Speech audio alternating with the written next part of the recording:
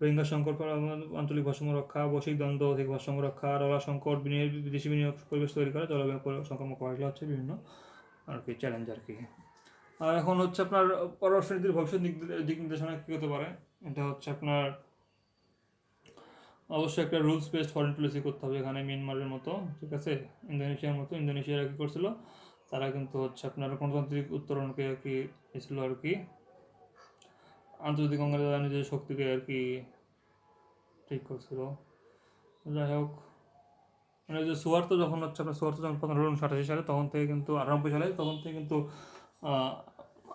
মানে আচ্ছা, এরপরে কিন্তু তাদের হচ্ছে গণতান্ত্রিক একটা উত্তরণ হয়, ফলে তাদের উন্নতি হয় আর কি, এটা বলছে এখানে। বাংলাদেশেরও এরকম উন্নতি হতে পারে এখন। তো বাংলাদেশের এখন বৈশ্বিক দ্বন্দ্বে বাংলাদেশের অর্থনীতি পররাষ্ট্র কেমন হতে পারে, এটা হচ্ছে রিস্ক অ্যাভার্টিং অপরচুনিটি ম্যাক্সিমাইজিং ডিপ্লোমেসি তাদের করতে হবে আর কি। আর হচ্ছে এরকম বহুমুখী মানে মাল্টিভেক্টর ডিপ্লোমেসি করতে হবে, যেমন ভিয়েতনামটা করে, সবার সাথে সম্পর্ক ভালো রাখে, মার্কিন সাথে সম্পর্ক ভালো রাখে, আবার চীনের সাথে ভালো সম্পর্ক রাখে। তারপর হচ্ছে আপনার সব জায়গায় এরকম স্বার্থের ভারসাম্য রাখতে হবে, চীনের পক্ষে কথা বলতে হবে, আবার ওদিকে হচ্ছে রাশিয়ার সঙ্গে সম্পর্ক ভালো রাখতে হবে, একটা সম্পর্ক করতে হবে আর কি। আর হচ্ছে দক্ষিণ পূর্ব এশিয়া বাংলাদেশের কৌশল কী হতে পারে, এখানে হচ্ছে ভারত সমতা নিয়ম ভিত্তিক হচ্ছে আপনার সমাধান করতে হবে, ক্লোজ বাট নট ক্যাপটিভ আর কি, এরকম হবে আর কি, সহজ সম্পর্ক ভালো হবে। আবার অত প্রভুত্ব যাতে করতে না পারে ইয়ে করতে হবে। আর পাকিস্তানের সম্পর্ক ভালো করতে হবে, আর হচ্ছে অমীমাংসিত ইতিহাস এগুলা ঠিক করতে হবে। তারপর হচ্ছে আপনার সার্ক, বিমস্টেক, আসিয়ান এগুলোর সাথে সম্পর্ক সব দিক দিয়ে রাখতে হবে আর কি, একটা দ্বিমুখী কৌশল করতে হবে আর কি। সার্ক পুনরুজ্জীবন করতে হবে, আবার ওদিকে হচ্ছে আপনার বিমস্টেক, আসিয়ান এগুলোতে আর কি অগ্রাধিকার দিতে হবে। এখন আপনার হচ্ছে বাংলাদেশকে একটা ইকো ডিস্টেন্ট পলিসি মেনটেন করতে হবে, যেটা হচ্ছে আপনার স্ট্র্যাটেজিক অটোনমি করতে হবে, যেখানে হচ্ছে আপনার সবার সঙ্গে সামরিক জোটে যাওয়া যাবে না আর কি, ফলে কিন্তু বিভিন্ন মানে সম্পর্ক খারাপ হতে পারে। আর হচ্ছে আপনার economic engagement without military alignment, এটা মাথায় রাখতে হবে।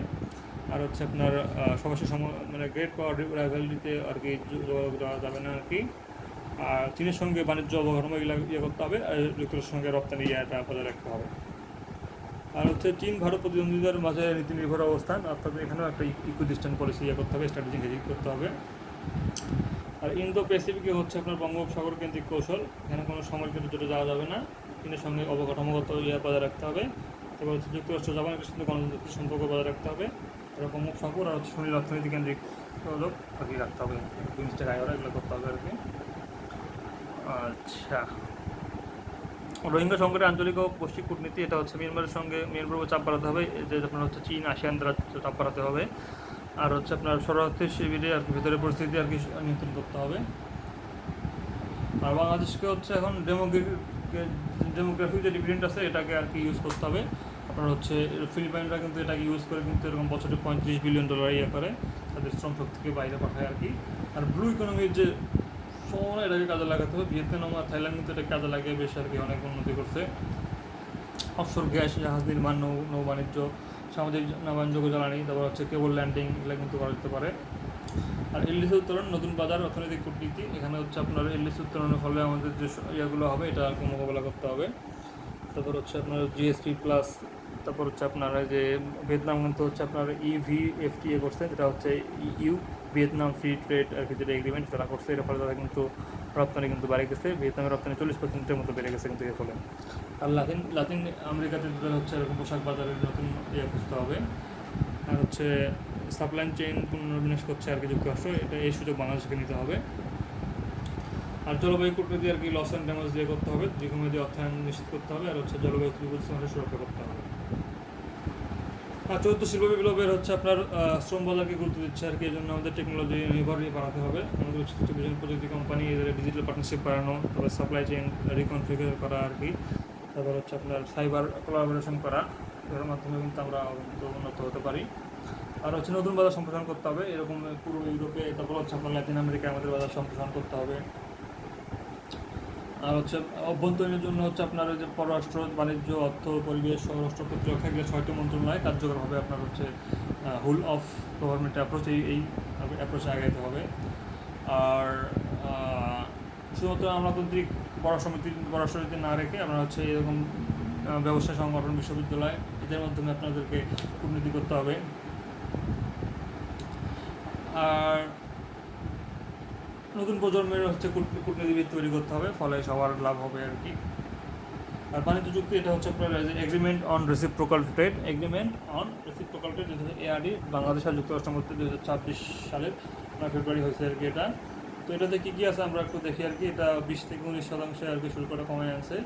আর হচ্ছে আপনার এখানে পণ্য পারস্পরিক যে আপনার হচ্ছে ট্যারিফ, এটা কমানোর জন্য করা হবে। আর কাস্টমস আর বাণিজ্য সহজীকরণ করা হবে। পণ্যের উৎপত্তি নির্ধারণ, অর্থাৎ মানে যে যুক্তরাষ্ট্র থেকে পণ্য আসো সেটা যে বাংলাদেশের পণ্য হিসেবে ট্রিট করতে হবে, কোনো অতিরিক্ত শুল্ক সেখানে দেওয়া যাবে না, এভাবে করতে হবে আর কি। আর স্বাস্থ্য ও মান নিয়ন্ত্রণ, এটা হচ্ছে এসপিএস, হচ্ছে টিবিটি, এটা হচ্ছে sanitary and phyto sanitary measures. এটা কি এসপিএস কি স্যানিটারি, আর হচ্ছে ফাইটো স্যানিটারি মেজার্স। এখানে হচ্ছে মানে নির্দিষ্ট যদি মানদণ্ড যদি এখানে অবলম্বন না করা হয়, সে পণ্য আর কি রপ্তানি আমদানি করা যাবে না আর কি। আর এখানে বিনিয়োগ বাড়বে, আর ই কমার্স আর কি চালু হবে আর কি। মেধাস্বত্ব আমরা এখানে পাবো আর কি, মেধাস্বত্ব রক্ষা এখানে করা হবে। আর শ্রম পরিবেশ এগুলো আর কি আইন এখানে আছে। আর তৈরি ক্ষেত্রে পোশাক সুবিধা আছে আর কি। আর বাজারে প্রবেশাধিকার আছে, বাংলাদেশের প্রায় 2500 পণ্য যুক্তরাষ্ট্রে এরকম শুল্কমুক্ত প্রবেশাধিকার পাবে। আর এখানে একটা হচ্ছে ধাপে ধাপে শুল্ক হ্রাস করা হবে। আর হচ্ছে এক্সিট ক্লজ আছে, এটা কিন্তু অনেক গুরুত্বপূর্ণ, এক্সিট ক্লজ এখানে রাখা হয়েছে। আর চুক্তির ফলে বাংলাদেশের সুযোগ সুবিধা হচ্ছে আপনার সুযোগ আর কি, যে তৈরি পোশাক খাতের সুযোগ সুবিধা বৃদ্ধি পাবে। তারপর হচ্ছে মার্কিন বাজারে প্রবেশাধিকার বৃদ্ধি পাবে। তারপর শুল্ক কমবে আর কি, এফডিআই বাড়বে, প্রযুক্তি স্থানান্তর হবে, আইটি খাতের বিকাশ হবে। তারপর হচ্ছে আপনার যে ডিজিটাল ট্রেড, ই কমার্স এগুলো বাড়তে হবে। তারপর জ্বালানি খাতে বিদ্যুৎ খাতে উন্নয়ন হবে। তারপর হচ্ছে এলডিসি সুরক্ষা পাবে, স্টার্ট আপগুলো বাড়বে আর কি।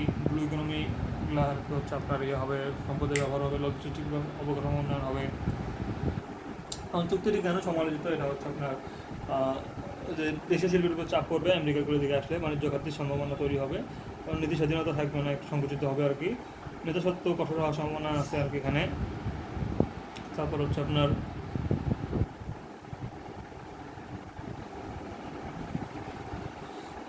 আপনার হচ্ছে কৃষি ও খাদ্য নিরাপত্তা ঝুঁকিতে পড়তে পারে, কৃষকরা কৃষি করতে পারে। শ্রম ও পরিবেশ মানদণ্ডের চাপ এখানে আছে, যে এসপিএসটা আছে এখানে। তারপর হচ্ছে আপনার ডিজিটাল খাতে খাদ্য নির্ভরতা নিয়ন্ত্রণ ঝুঁকি এখানে থাকতে পারে। আমদানির উৎস পরিবর্তনের সীমাবদ্ধতা এখানে আছে। অর্থনৈতিক নির্ভরতা বৃদ্ধির আশঙ্কা আছে। আর অসম শক্তির এখানে সম্পর্ক আছে। দীর্ঘমেয়াদী শিল্পায়নের প্রভাব এখানে আছে, ইনফ্রাস্ট্রাকচার ইন্ডাস্ট্রি।